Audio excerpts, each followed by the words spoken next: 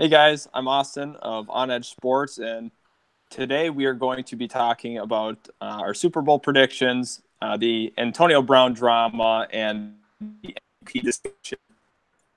First and foremost, I'd like to give my predictions for the Super Bowl. Out of the NFC, I think the Saints will represent, and out of the AFC, I believe it will be the Kansas City Chiefs. And the reasons I think this is I think the Chiefs' high-powered offense is just too much for a lot of the defenses to handle. They were it was shown by Seattle that they were able to slow them down, but I think that Andy Reid will come up with a few more creative ideas before the playoffs start, and I just think they'll be able to power themselves into the Super Bowl. And as for the Saints, I just think that it's Drew Brees' year. Once again, he's going to show that he's going to deflect father time. And I think this team is ready. They're all around a pretty good football team. Defense is shaky most of the time, but I just think it's the Saints' year to go ahead and make that jump to the Super Bowl. So, Sheldon, why don't you go ahead and give your predictions? Hey there. So for the AFC, I have no surprise here. The New England Patriots represent the AFC in the Super Bowl for the third consecutive year and look to turn around a year after losing to the Philadelphia Eagles in Super Bowl 52. And then for the NFC side of Super Bowl 53, I believe the Los Angeles Rams will actually represent the NFC because of what Sean McVay's been able to do there. They have a great O-line. I think that they'll be able to give the Saints defense a lot of fits. I thought the Saints were the second best team in the NFC as well. And it was kind of a coin toss, but I think the Rams overall have the better team, and Goff will get to a Super Bowl with them. And I think the New England Patriots will overcome them in the Super Bowl with a pretty convincing one, even, I'd say. Trayvon, why don't you go ahead and give your predictions? Yeah, I think that coming out of the NFC, I think the LA Rams are going to win it. I think that when it's all said and done, you have a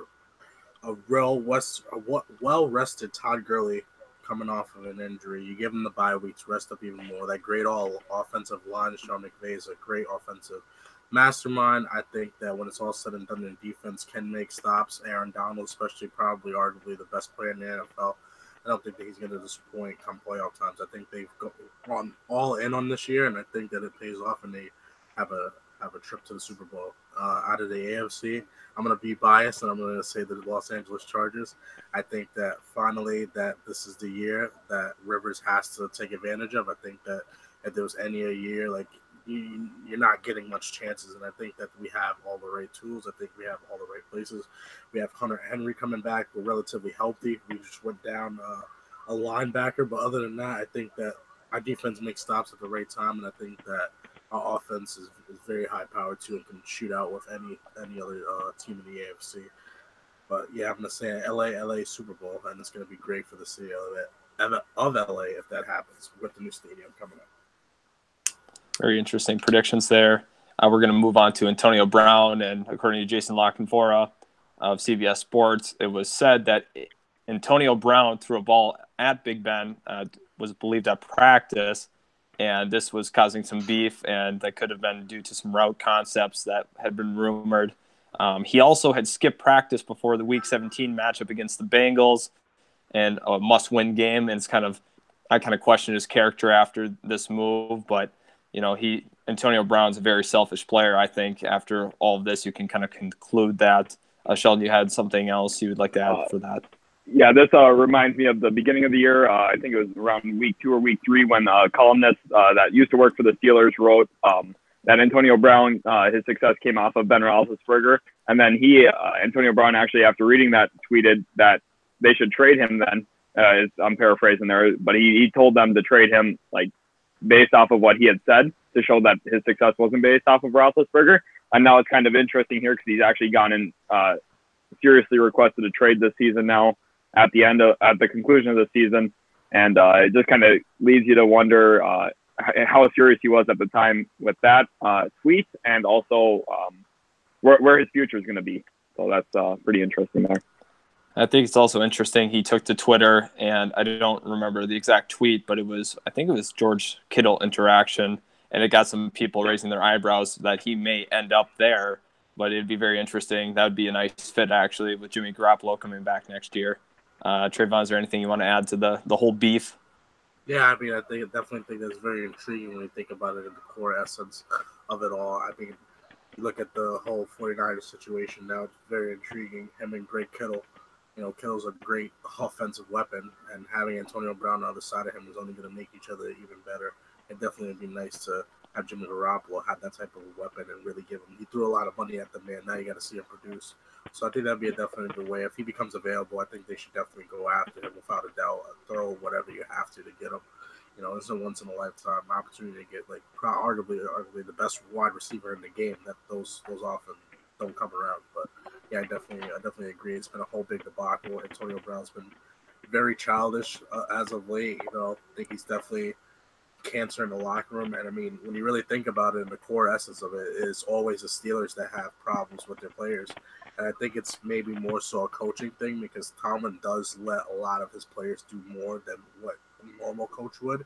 And, some could say that's a good thing, but also it leads to things like this and Le'Veon's situation and all types of different personalities in their locker room being able to express them. It becomes a problem. And, fun fact, I think the team actually didn't even vote for him to be the team MVP. They voted for Juju, and I feel like that's also was maybe a shot at him, how he felt about the situation, and I think that only escalated it even further. Yeah, that's a good point there on the Juju piece. Yeah, I somewhat disagree in some regards to that. I do think Mike Tomlin is a player's coach, and I agree somewhat with that portion, but I also think that it just has to do with the big stars that they try to share the spotlight, and it's hard for when you have that many talented guys at skill positions like that. Obviously, you're not going to fight with offensive linemen because they never get any of the limelight. But when it comes down to it, you got big time players like Le'Veon, Big Ben, Juju, AB all in one offense. It's tough to keep players happy, hard to keep them fed, and I think that's why they've had as many problems as they've had so far. Is you're trying to keep all of those stars happy. But I kind of want to quick jump to your landing spots. I'll start off with I think San Francisco would be a great place for him to play. Another spot would be Chicago, lacking a lot of receiving talent. They have Allen Robinson, Anthony Miller. And I just think that team could really use a boost. I don't think they'll get to the Super Bowl this year. They have a good chance, but you need a lot more weapons for Trubisky, and I think they'll have a little bit of money to go out and get him. And I think he'd like to play in the city of Chicago. Yeah, for my landing spots, we actually share two of the same teams there. Big consideration there was looking for teams that don't have clear number one receivers and have young quarterbacks who their franchise is looking to build around. Would be teams that are looking to make a move for him. So I have the 49ers on there, like we had spoken about, to pair him with George Kittle and Jimmy Garoppolo, especially with Jerick McKinnon coming back. That's a scary offensive attack for a team that has a pretty nice defense already and a high draft pick too. So they could be a surprise team for next year, make some big noise. Like you said, Austin, I agree that Chicago Bears will not make the Super Bowl this year, and they'll look to add that piece around Mitchell Trubisky along with their rushing game. So I think Antonio Brown could be a big target there. And also my New York Jets, I think, will get involved in this. We do not have our second-round pick this year, and we'll probably take an edge rusher or some type of D lineman in the draft here with the third pick. So I think it would be I think he'll be in play for the New York Jets, put some talent around Sam Darnold and help out. We have a lot of depth at receiver, but we don't have a true number one to lead the team. So Antonio Brown, they might be looking at how Amari Cooper helped the Cowboys this year and make that kind of move to get Antonio Brown. Yeah, I think that you guys pretty much summed it up. I think definitely San Francisco is a prime place. When I think about just that offense, it's like it'd be pretty crazy. You have Matt Breida and Jerick McKinnon coming back, and George Kittle and Jimmy Garoppolo, and then you add Antonio Brown into the mix. That definitely sounds like a fun, high-powered offense. And I think Kyle Shanahan is the coach there, right? And what he did in Atlanta was pretty amazing. He had a lot of weapons, and I think giving him the most weapons that he possibly can would only greater things. I think definitely when you think about another team that can, like, you think about like a young quarterback, you think about a team that has a lot of assets right now, it has a lot of cap room. I think that there's no like this may be a stretch, but like I think of a team like the Raiders that have a lot of draft picks, they have a lot of assets. They're trying to rebuild at the same time also getting the win now kind of situation. That's why they acquired so many first round draft picks. It was because they believe it's a rebuild, but they don't believe it's as long of a rebuild as possible.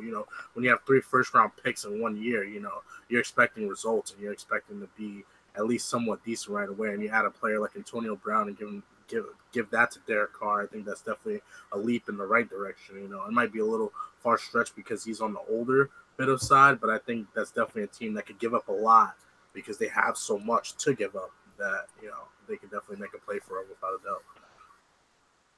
Yeah, I think that's great points presented by both of you. It's going to be interesting to see where Antonio Brown ends up at the end of the offseason.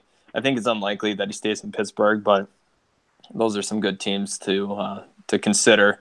Finally, I'd like to jump to the MVP debate, and this is going to be a heated one. I have a feeling feelings will be hurt during this.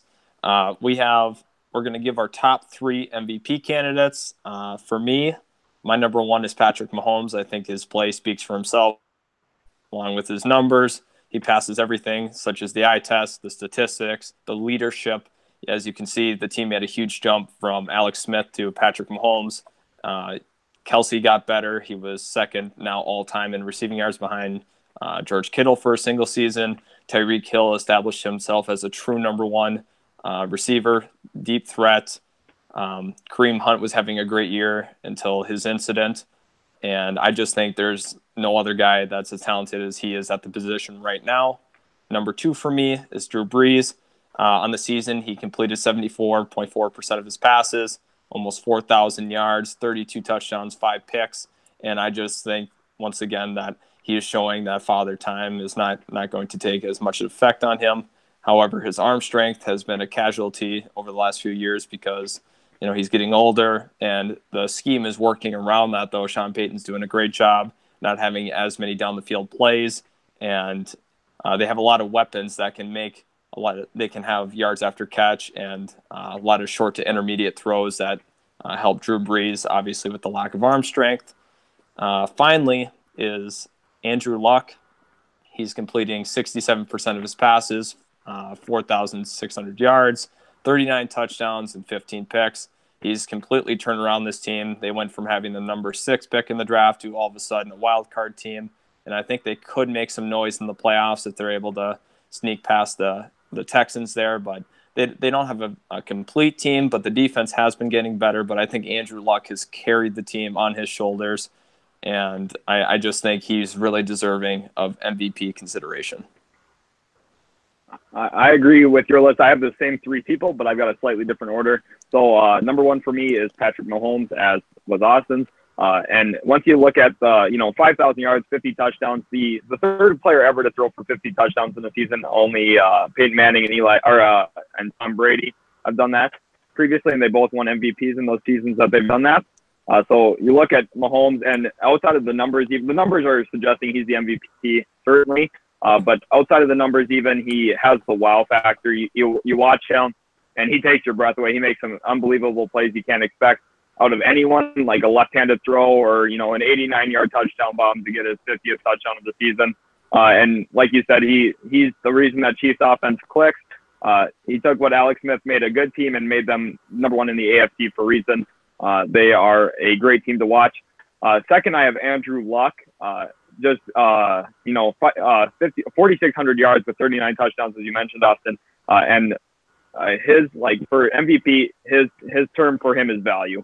Like you said, team 6 pick, they got Quentin Nelson. O-line's done a beautiful job protecting him this year. That's a huge thing. But without him, this is another team that's picking top 5, top 10 again for sure. So without him, they wouldn't be even close to the playoffs. And then at the third spot, I got Drew Brees, who, you mentioned his completion percentage, the team success, the first seed in the NFC is very, very impressive, especially at his age.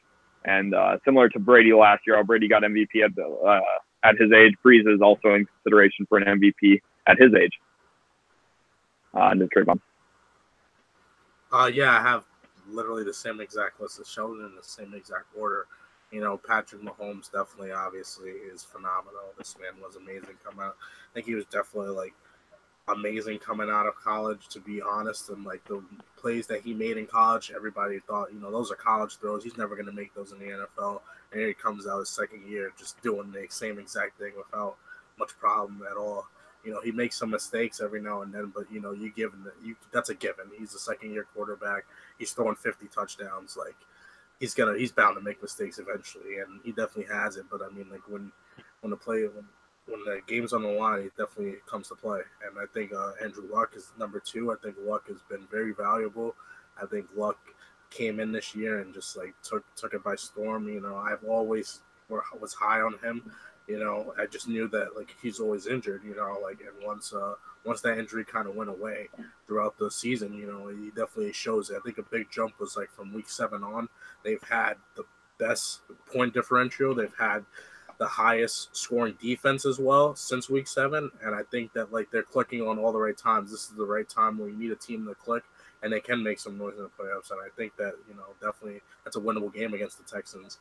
And Drew Brees, obviously, you got to put him in consideration. I mean, like Austin said, his arm strength is deteriorating, but I mean, like you put the scheme around him. That's why you have that's why you draft players like Kamara, take a 5-yard dump pass and turn it into 15 extra yards because he's just that good of a playmaker to do it. But he can make that throw, that pivotal throw down the field if you need him to.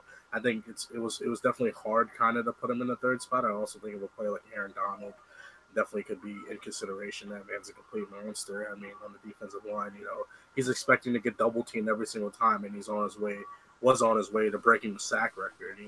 When you need a strip sack, who's there? Aaron Donald. He called 99, and he's there for a play. It was definitely pretty hard, but I definitely think that Brees will probably more of a consideration because he brought his team to #1 seed, and they're actually playing really, really solid football this year. But yeah, that's my list.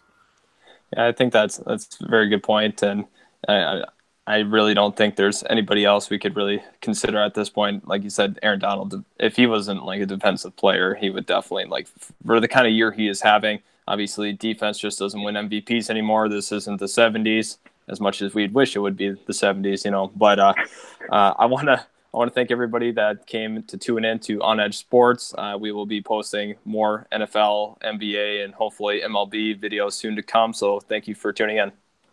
Yep. Thank you, guys. Bye.